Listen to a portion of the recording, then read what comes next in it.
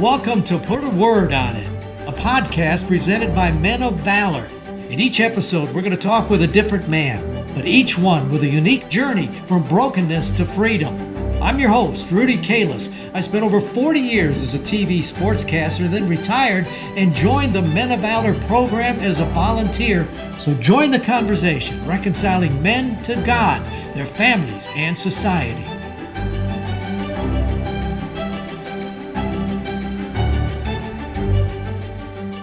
Welcome to another edition of Put a Word on It, brought to you by Core Civic. We thank them so much for their long support of this program. You know, you ever meet somebody for 5 minutes and you don't know really much about them, but there's something about them that you like. Other people, 5 minutes and, well, I'm not sure. It's because your spirits meet. Good and evil doesn't mix. It's a thing that God has put inside of us. When Zach Lizama walked into our room to do the interview, I was told, you're going to like this guy. But there's a spirit about him that just shines. He is so transparent. I think that's one of the greatest things God wants us to be, is transparent so people can see everything about us and we can see the truth come out. I think you're going to love meeting this young man. Everybody calls him Ziggy. Right. All right, I've got a name, Rudy. There aren't many of us around, but I don't know many Ziggys. Yeah. Where did Ziggy come from? Ziggy was a nickname I got in jail, believe it or not, before I went to prison.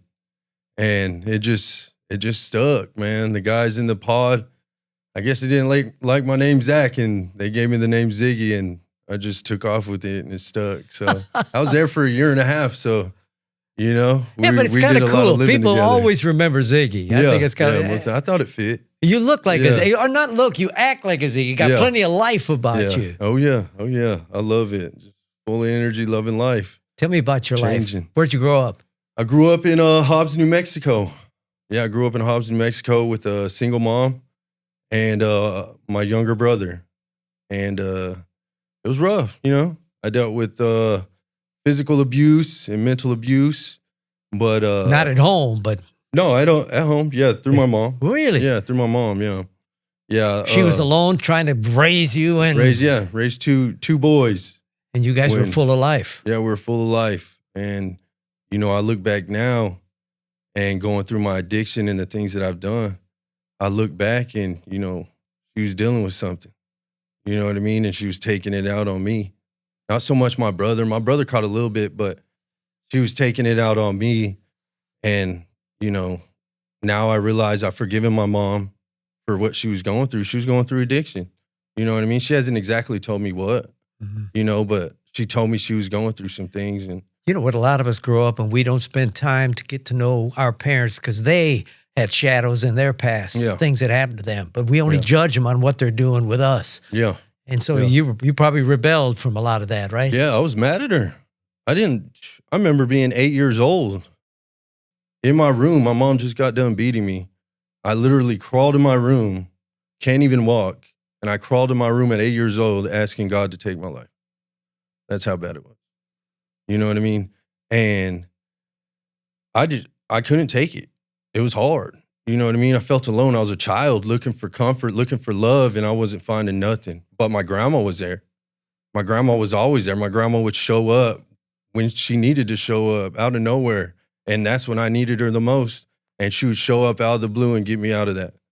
You know what I mean? Can you think now God sent her? Oh, yeah. My grandma, my grandma, she's amazing. She loves the Lord. She's in church every Sunday, every Wednesday. She ran a Head Start back in New Mexico, ran the church and chili cook-offs at church. She was very involved. And my grandma planted the seed that's now sprouting in me right now. I love that. You know what I mean? So I love my grandma so much. And, you know, she's still around, but she's getting old. You know, but now I always thought I'd be sad to lose her, you know. But now with my walk, you know, I'm going to celebrate her life. Yeah, of course, I might shed some tears or whatever, but I know where she's going. I know, you know, heaven's going to get a strong angel when my grandma goes, you know, because she's a soldier, prayer warrior. So, how bad did it get for you, and how did you wind up getting here into this state? Well, it got bad.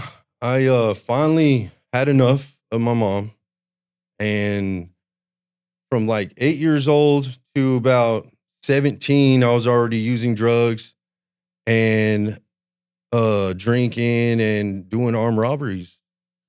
from 8 to 17 years old. Probably running with guys that made you feel better about yourself. Yeah, most definitely. I found strength when I finally broke away from my mom. You know, I found a strength like, hey, you know, I'm growing. I got size. You know, I started just acting out. Stopped going to school, stopped doing all that, and I just went full time in the streets and just hanging out with the wrong crowd and just doing the wrong things. Did your brother do the same thing? My brother, he found him a girlfriend, went to live with her, and he did his thing with that. But he was dealing with his own stuff, but I really didn't know. I was just out. I was gone. You know what I mean? I was just looking for something, I guess, you know, and of course I didn't find nothing. You know, I didn't find nothing but bad and evil and people that just use me.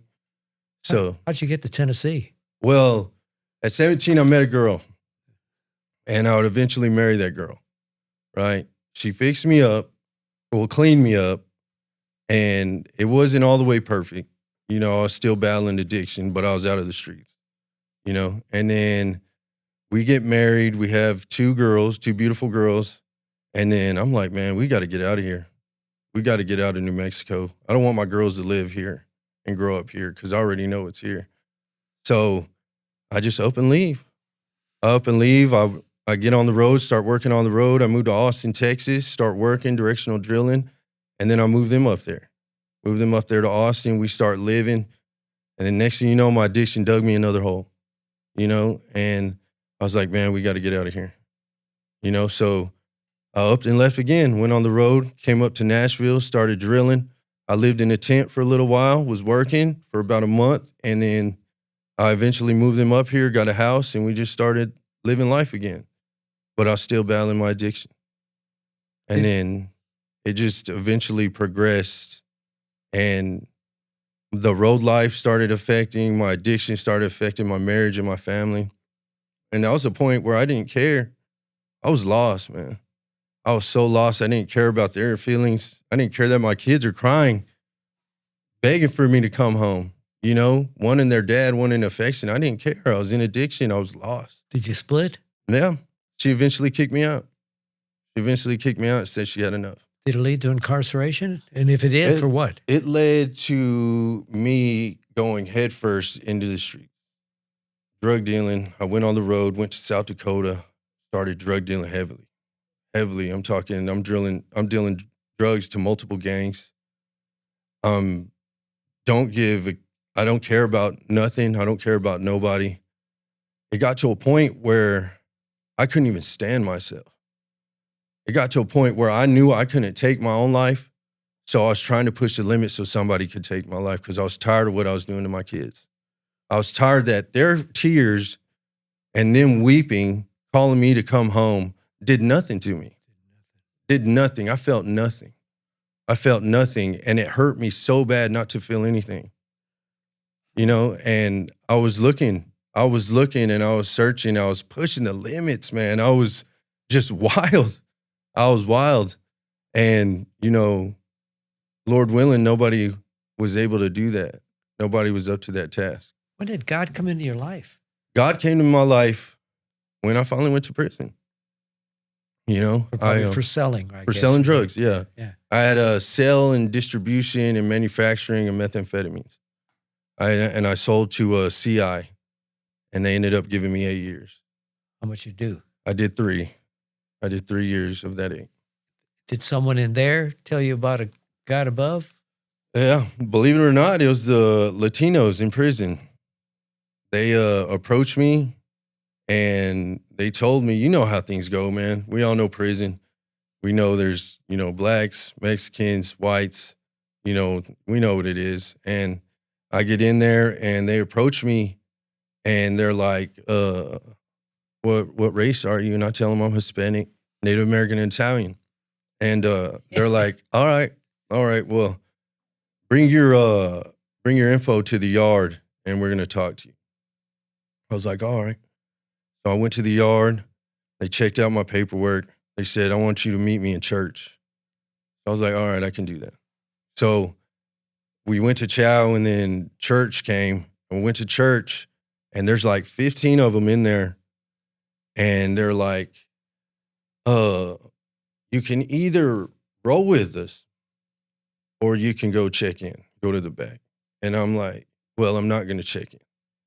And they said, well, all right, then you're going to roll with us then. And I said, well, man, I'm not going to do nothing crazy. I'm not going to be a send out. I'm not going to be nothing like that. You know what I mean? But if something pops off, then I'll be here with y'all. You know what I mean? And that's what it was. But once we agreed on all of that, the main guy says, so you got 8 years? And I said, yeah. He's all 30%. I said, yeah. And then he's all, well, I'm going to tell you one thing right now. You're going to go to church. You're going to better your life. And you're going to do everything you can to get out of this place and be a better man. Whoa. And from then on, I was in church.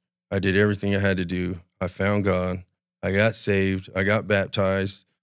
And it's just been nothing but gas the whole time. And who would have thought that? You know, I thought I was going to prison to go completely dark. I thought it was over with. I thought my life was done. You mean God's in prison? Yeah, because I thought I was done. I didn't think there was anything like that in prison. And then considering how I was going into prison, I was like, man, there ain't no coming back. There's no light in the darkness I'm in right now. And I truly thought that. But then I get to prison and they tell me that. And then all the volunteers that go into prison and spread God's word, them people are saving lives. You know, that without them people, I guarantee you, more than half the people would still be in there, not changing their lives or stuck in that darkness. But because of them people, man, they give us hope. And now you come here to Men of Valor. Yeah. Yeah. And you know, what's crazy, I didn't even have to come to Men of Valor. I went up for parole and the parole lady said, you know what? I'm not recommending you to go to a program. You can just get out to the streets. And the officer that was there, he's like, well, what address do you want me to put on here? Because you don't want to go to this Men of Valor, right? And I said, yes, sir, I do. I do want to go to that Men of Valor. Something was calling me to come here. And I tell you right now, Men of Valor has absolutely changed my life. Men of Valor is saving my life. And this stuff is real. It's real, and I love it. And I'm so thankful that I'm here. Before I ask you for the word, which I really can't wait for, but how's your relationship with your children and your wife? We're working on it. We're working on it, Rudy. Are you communicating? We're communicating as best as we can. You know? Is she kind of, I believe you, but let me check this out? Is that where it is? Most definitely. Most definitely. I hurt her, and I realized that. I realized that there may not be a future with me and her because of the things I've done. But that doesn't stop me from loving her. And the children. Yeah, and my girls. I'm going through things, Rudy, right now that a normal person or someone conformed to this world couldn't handle. I'm going through it, Rudy. I'm going through it with my kids. I'm going through it with my daughters. With my ex-wife and everything. And the old Zach couldn't handle this. The old Zach would have tucked tailed and ran from all of this. But I know in my faith that I'm going to be okay and I can face this because I know God will not give me more than I can handle. Man, that's strong. Yeah. All right. Put a word on it. Put a word on it. For me? All right, let's go. Yeah, I got it right here. All right. All right, so Ephesians 6:10-13. Finally be strong in the Lord and in his mighty power. Put on the full armor of God so that you can take your stand against the devil's schemes. For our struggles is not against flesh and blood, but against the rulers, against the authorities, against the powers of this dark world, and against the spiritual forces of evil in the heavenly realms. Therefore, put on the full armor of God so that when the day of evil comes, you may be able to stand your ground, and after you have done everything, to stand. Yeah. So it's... Pick the word. Man, battle. Battle. I'm ready to go to battle. The armor of God, and we all know this, armor ain't meant to run. Armor's meant to fight. And Rudy, I'm ready to fight. I'm ready to fight my past. I'm ready to fight the things in front of me. And I'm ready to fight the evil in this world. And nothing's going to stop me from fixing my life. Because you know what? Jesus went through everything for me to be here right now. So I can't fail him. You know what I mean? I can't fail. Man, I love you. Yeah. That's exactly. That's just. Yeah. You're the real deal, buddy. Yeah. And this is real. And I never thought, like I said earlier, I could get out of what I was doing. I was in a dark place. I was in a dark place and I saw no way out. But look, I got out, and that's only because of God. You know, and I want other people to know that are in that dark place that there is hope in that darkness. You can get out of that darkness, but you got to give it to God, and it's not easy. You got to be willing to put in the work, put on this armor, and go. You ain't running in no armor. You're there to fight, so let's fight. You know? So, yeah. You're going to get together with your family, with your children. I don't know what the marriage situation, but you will be a father. Yes, sir. Man, you blessed me and all of us. Yes, sir. Thank you. You're blessing me. Bless you, Zach. Yeah. I'm going to call you Zach. That's fine. All right. I'll take that. Yes, Ziggy sir. can be in the street, but Zach is sitting right here. Yeah, let's go. God bless you, man. Yes, sir. God bless you, sir. Battle. We've never had that word before. Ooh, doesn't it get way down inside of you? My mind was racing with things when he said that. And it is a battle. Most of us have a battle inside. He had that battle. Now he's taking it the outside. All the things that were wrong will not happen to me again. I will touch other lives. That young man is destined to do some things. He is the real deal. And I just love being able to spend time with him. I hope you did as well. I'm pretty sure you did. Thanks for joining us. Join us again next time as we put a word on it.